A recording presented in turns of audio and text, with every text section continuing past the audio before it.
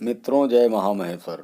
मित्रों, आज मैं आप लोगों को चित्रगुप्त पूजा, यमद्वितीया और भाई दूज के बारे में बताना चाहता हूँ।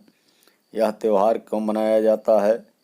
मित्रों, आज मैं कायस्थ समाज को भी बताना चाहता हूँ कि आप चित्रगुप्त भगवान की संतान हैं और चित्रगुप्त भगवान श्री ब्रह्मा जी के काया से पैदा हुए थे, इसलिए भगवान चित्रगुप्त को कायस्थ कहा गया है। और कायस्थ समाज के आदि देव श्री चित्रगुप्त भगवान ही हैं।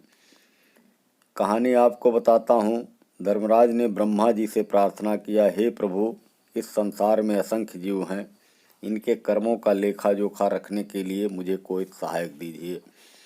इस पर ब्रह्मा जी ध्यानमग्न हो गए और उनकी समाधि जब भंग हुई तो उनके सामने चंद्रमा के समान मुख वाला तेजस्वी दिव्य पुरुष हाथ में कलम दावात लिए खड़ा था। ब्रह्मा जी ने उनसे पूछा, तुम कौन हो। इस पर उस पुरुष ने कहा, हे पितामह, मैं आपके काया से प्रकट हुआ हूँ, आप मेरा नामकरण कीजिए। इस पर ब्रह्मा जी ने कहा, तुम मेरे काया से पैदा हुए हो, इसलिए तुम्हारा नाम कायस्थ चित्रगुप्त है। इस पर भगवान चित्रगुप्त ने उन्हें प्रणाम करते हुए कहा, हे पितामह, मुझे मेरा कार्य बताइए। इस पर ब्रह्मा जी ने कहा, हे कायस्थ चित्रगुप्त, तुम धर्मराज के सहायक बनकर कार्य करो और संसार के समस्त प्राणियों के कर्मों का लेखा जोखा रखो। और धर्मराज से कहा कि हे धर्मराज, मैं तुमको यह अति विद्वान पुरुष सहायक के रूप में दे रहा हूँ। यह समस्त प्राणियों के कर्मों का लेखा जोखा रखेगा और तुम्हारी सहायता करेगा। यह बड़ा ही न्यायप्रिय है। इतना कहकर ब्रह्मा जी अंतर्ध्यान हो गए। इसके बाद चित्रगुप्त जी माता चंडिका देवी की तपस्या करने लगे। तपस्या से चंडिका देवी प्रसन्न होकर और उन्हें आशीर्वाद देकर अंतर्ध्यान हो गईं। इसके बाद भगवान चित्रगुप्त जी धर्मराज के पास आ गए और तब से जगत के सारे प्राणियों के कर्मों का लेखा जोखा रखते हैं और कर्मानुसार धर्मराज जी उन्हें दंड देते हैं। अब मैं इनकी एक सरल पूजा विधि आपको बताने जा रहा हूँ।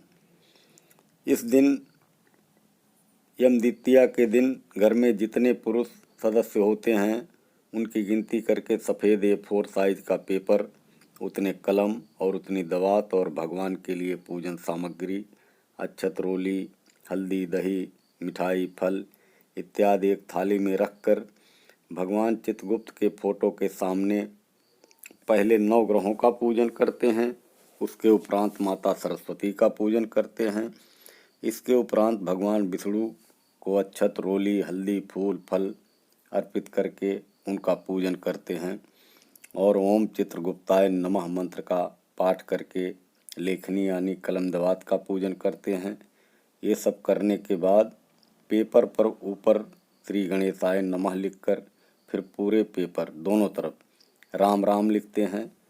लिखने के उपरांत सारे सदस्यों का लिखा हुआ कागज एक जगह इकट्ठा करके कहीं संभाल कर रख देते हैं। मित्रों, अब इस कहानी के साथ एक कहानी जो यमद्वितीया और भाई दूज की जुड़ी हुई है उसको बताने जा रहा हूँ। मित्रों, भगवान सूर्य की पत्नी का नाम संज्ञा देवी था। उनकी 2 संतान थी, यम और यमुना। बाद में यही संज्ञा देवी किसी कारणवश छाया देवी बनकर रहने लगीं। छाया देवी से शनिदेव और ताप्ती का जन्म हुआ। कहीं कहीं भगवान सूर्यदेव की 2 पत्नियां संज्ञा देवी और छाया देवी का भी उल्लेख है। मित्रों, बाद में छाया देवी यम और यमुना से सौतेला व्यवहार करने लगीं, जिससे नाराज होकर यमदेव ने अपने लिए एक अलग नगरी यमपुरी का निर्माण कर लिया। यमदेव को प्राणियों के पाप कर्मों का दंड देने के लिए ब्रह्मा जी ने नियुक्त कर दिया था। अब यमदेव अपने कार्य में इतना व्यस्त हो गए कि इनको अपनी बहन यमुना से मिलने का समय नहीं मिलता था। यमुना देवी भी बाद में गोलोक चली गईं। कुछ दिन बाद यमदेव को बहन की याद आई और बहन के निवास स्थान के बारे में पता लगाकर यमदेव गोलोक गए। वहाँ पर यमुना ने भाई को देखा और अति प्रसन्न हुई और अच्छा अच्छा भोजन बनाकर खिलाया, जिससे यमदेव ने प्रसन्न होकर यमुना को आशीर्वाद दिया कि इस दिन जो भाई अपने बहन के यहाँ भोजन करेगा, उसे उपहार देगा, उसे यमपुरी नहीं आना पड़ेगा। इससे यमुना जी बहुत प्रसन्न हुई। मित्रों, कहानी बहुत लंबी है, मैंने आपको संक्षिप्त में बताया है। मित्रों, तभी से भाई दूज का त्यौहार मनाया जाता है और शास्त्रों में ऐसी मान्यता है कि इस दिन बहन के घर जो भाई भेंट उपहार लेकर जाता है और उसके घर भोजन करता है उसे यमपुरी नहीं जाना पड़ता। मित्रों, आज मैं अपनी बात यहीं समाप्त करता हूँ। जय महामहिम।